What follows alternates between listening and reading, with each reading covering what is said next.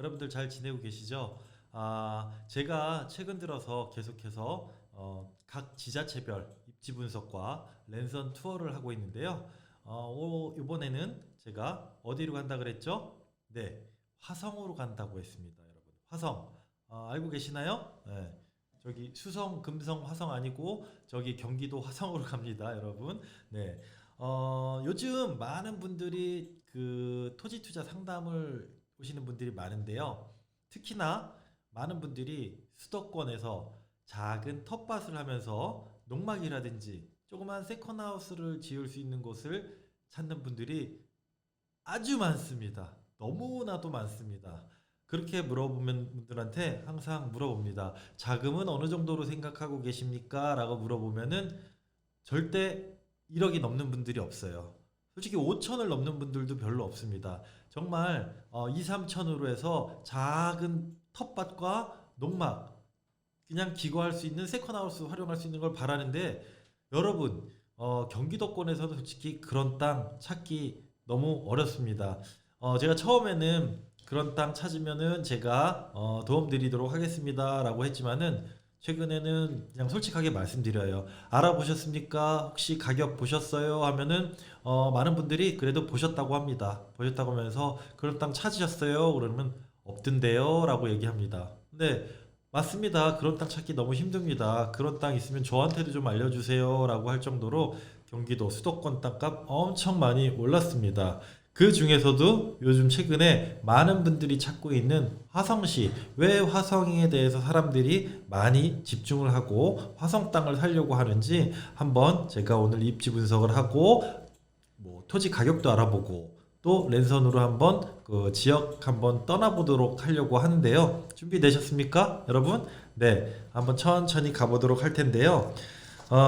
그 전에 앞서서 우선 제가 항상 뉴스라든지 최근 상황을 말씀드리는데 최근에 어쨌든 간에 주식시장 또 코인 시장 이런 변동성 많은 장세 때문에 많은 분들이 뭐 마이너스 수익률을 기록하는 분들도 계십니다. 실제로 오늘 아쉽지만은 이 토지 투자를 지속적으로 하시는 분들 중에서도 이제 주식도 하시는 분들이 계시는데 안부차 전화를 물어봤는데 다음 투자 계획이 어떻게 되세요? 라고 물어봤더니 주식으로 지금 수익률이 너무너무 떨어져 있어서 당분간 이거를 움직이지 못할 것 같다라는 얘기를 하시는데 참 안타깝습니다. 그래서 저는 그래요. 토지 투자를 하는 이유 중에 하나, 가장 큰 이유 중에 하나는 뭘까요? 아시죠, 여러분? 오늘 많은 분들 들어오셨나요? 자, 안녕하십니까? 몇 분이나 들어오셨을까요? 네, 하얀 파도님 들어오셨습니까? 네, 안녕하세요. 네, 토미님 들어오셨습니까? 네. 자, 제일 중요한 토지 투자 제일 아주 중요한 장점 중에 하나는 마이너스 수익률이 없다는 겁니다. 어떤 사람들은 토지 잘못 사서 땅 잘못 사서 팔지도 못하고 수익도 못 얻었다는데 마이너스가 절대 없다는 게 말이 되느냐 하는 분들도 있지만 저뿐만이 아니라 지속적으로 토지 투자하는 분들한테 물어보시면 아실 겁니다. 내가 사기를 당하거나 정말 터무니없이 비싸게 사지 않은 이상 전국의 어느 땅을 적정한 가격에 사서 몇 년이 흐른 뒤에 봤을 때 마이너스 수익을 가질 경우는 단 1%도 없습니다. 내가 진짜 마이너스 수익률이고 못 파는 땅을 샀다 그러면은 그거는 내가 실수해서 그런 겁니다. 그렇지 않다면은 절대 땅은 마이너스 수익으로 갈 수 없다는 거 여러분들 꼭 기억을 하시면 됩니다. 아시겠죠? 진짜 지속적으로 투자하시는 분들은 주식 투자, 다른 부동산 투자보다도 훨씬 편하다고 합니다. 왜냐? 신경을 안 쓰기 때문입니다.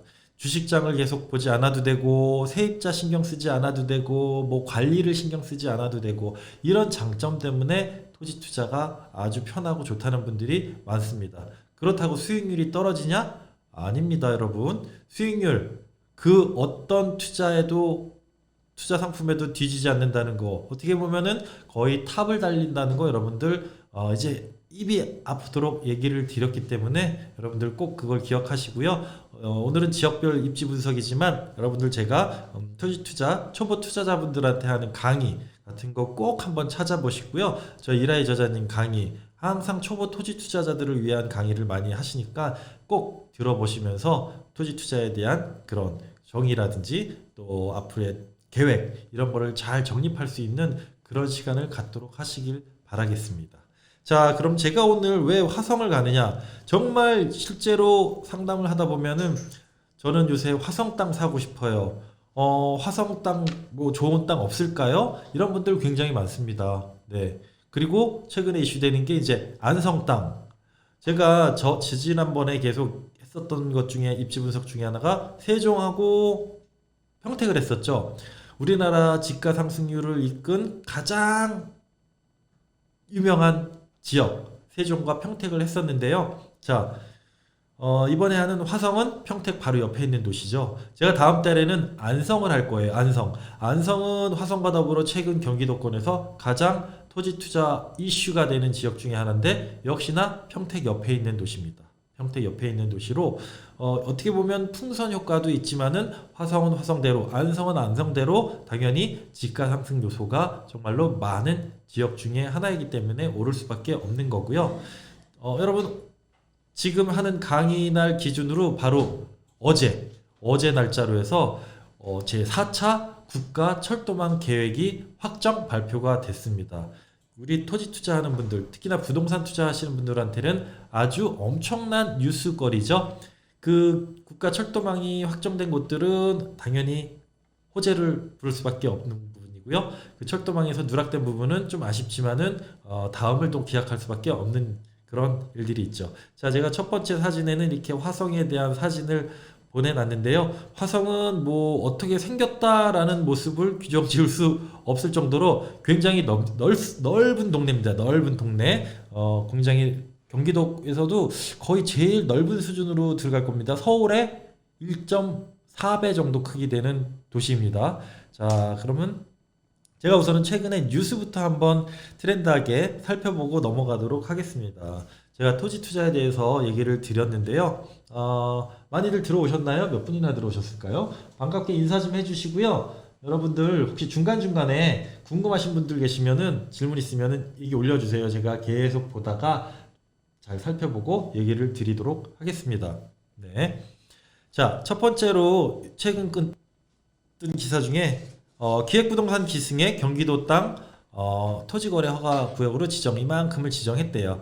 작년부터 이재명 도지사가 기획부동산과의 거의 전쟁을 선포했었죠. 그래서 기획부동산이 이렇게 갖고 가서 할 수 있는 땅 같은 경우에는 다 토지거래 허가 구역으로 묶어버렸었죠. 그죠? 근데 또 올해 들어서 또 추가로 신규로 또 지정을 해버렸습니다. 그만큼 토지에 대한 땅에 대한 사람들의 투자 열망이 많다는 의미고요. 기획부동산들이 아직도 많이 활개를 치고 있다는 거 여러분들 많이 보셔야 되고요. 제가 항상 얘기합니다. 어렵지 않다는 거, 기획부동산 피하는 거 어렵지 않다는 거 여러분들 알고 계시죠? 자, 기획부동산 추정법인이 산 땅 지역이 대상이라고 하는데요. 개발이 어려운 임야 등을 싼 값에 사들인 뒤 개발 호재를 거론하며 공유지분으로 비싸게 판매하는 기획부동산이 경기지역에서 극성을 부리고 있다.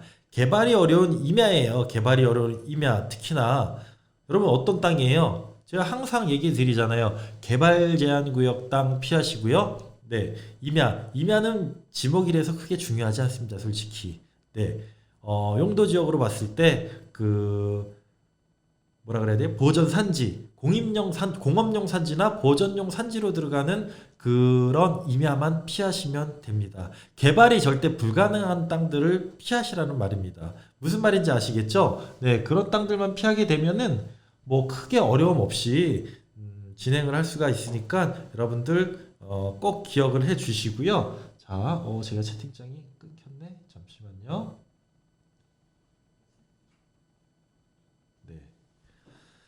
그래서 계속해서 지금 기획부동산과의 전쟁은 계속해서 진행이 되고 있는 상황이니까 여러분들 혹시나 지금 이 강의를 들으시는 분들은 기획부동산에 솔직히 당할 염려는 제가 없는 분들이라고 봐요. 처음 듣는 분들 혹시 오늘 강의가 나는 이렇게 강의 듣는 거 처음이다라고 하시는 분 있을까요? 그럼 제가 추가로 설명을 드릴 텐데 나는 이제 기획부동산들은 다 피할 수 있을 정도 되지 않았을까 생각합니다. 자, 그 다음에 제가 좀 전에 말한 4차 국가 철도망이 확정됐다는 소식입니다. 네, 굉장히 큰 이슈가 되는 거죠. 그 중에서도 제가 오늘 뽑아온 뉴스 중에 하나가 안성, 화성 등 4곳 확정됐대요. 수도권 내륙선이 우선은 안성과 화성을 다 통과하는 선이기 때문에 이게 이슈된다고 나왔는데 4곳이 벌써 지나가는 게 확정이 됐답니다. 여기서 말하는 수도권 내륙선은 화성시 동탄역을 시작으로 안성시와 충북 진천군을 거쳐 청주시 청주국제공항을 잇는 연장 78.8km 구간이고요. 여기 고속철도가 가는 겁니다, 여러분. 고속철도 아시겠죠? 고속철도가 들어간다고 보시면 되는 거니까 꼭 이게 중요한 부분이기 때문에 화성, 동탄에서 시작해서 안성까지 지나가는 거기 때문에 안성 쪽에도 큰 이슈가 될 수밖에 없겠죠. 이제 좀 있으면은 4차 국가철도망 확정된 거 지도가 전체 나오겠죠? 다음에는 그 지도를 한번 전체적으로 어떤 지역에 어떤 철도망이 이슈가 되는지 한번 보여드릴 거고요. 다음 달에 제가 다음에 진행하는 안성 입지 분석에서는 안성만 하더라도 이 수도권 내륙선하고 부발선, 평택에서 안성을 지나 이천 부발까지 가는 그 부발선이 또 확정이 됐다는 것도 중요한 부분에 또 들어가는 부분입니다. 그 다음에 화성 쪽에서는 역시나 또 3개의 그 국가철도망이 확정이 됐습니다. 분당선하고 연결되는 그 봉담까지 연결되는 그 광교에서 연결되는 뭐죠? 신분당선에서 연결이 되고 또 동탄 쪽으로 이어지는 분당선, 기흥 쪽에서 이어지는 분당선이 또 하나 연결돼서 화성 쪽으로도 지하철, 수도권 전철이 들어오는 이제 시대가 앞으로 올 겁니다, 여러분. 네, 그렇게 알고 계시면 되고요. 다음 거 또 한번 설명드리도록 할게요. 뉴스가 이렇게 올해 1월에 뜬 뉴스입니다. 올해 1월이 시작하면서 화성시에 가장 큰 이슈가 됐던 뉴스죠. 화성 국제 테마파크 사업 추진이 순항하고 있다. 경기도 신세계에서 보고회를 가졌다는 건데요. 자, 화성 국제 테마파크는 4조 5,700억 원을 들여서 화성시 남양읍 신회리 송산 그린시티 내 동측 부지에 4,189 제가 이해가 안 되는데 예. 굉장히 큰 크기로 세상에 없던 테마파크를 만들겠다는 어디에서요? 네, 신세계에서요. 신세계에서 이렇게 세상에 없던 테마파크를 만들겠다고 이렇게 공표를 한 뉴스 기사입니다. 우리나라에서 가장 크고 사람들이 많이 찾는 테마파크 어디죠? 네, 경기도의 삼성에서 하는 에버랜드죠. 에버랜드가 아직까지는 우리나라 첫 번째로 찾는 그 테마파크인데요. 분명히 이 신세계에서는 그 에버랜드보다 훨씬 더 멋지고 미래지향적인 테마파크를 만들겠다고 선언했기 때문에 굉장히 기대가 됩니다. 2026년에 1차 개장을 하고요. 2031년에 정식 개장이 목표입니다. 가장 큰 이슈 중에 하나라고 보시면 됩니다. 이 테마파크와 더불어서 이제 송산 그린시티에 대한 얘기 제가 뒤에서 좀 더 하도록 하겠습니다.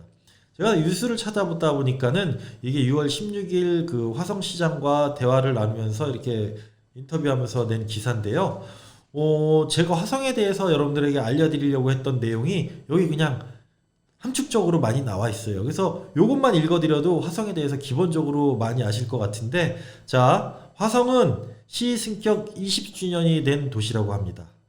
미래차와 반도체, 자, 다 기억을 하셔야 됩니다. 미래차는 어떤 기업이고 반도체는 어떤 기업이고 바이오 산업의 메카로 발돋움한 화성시는 지난 10년간 인구 순유입이 전국에서 가장 높은 지역이랍니다.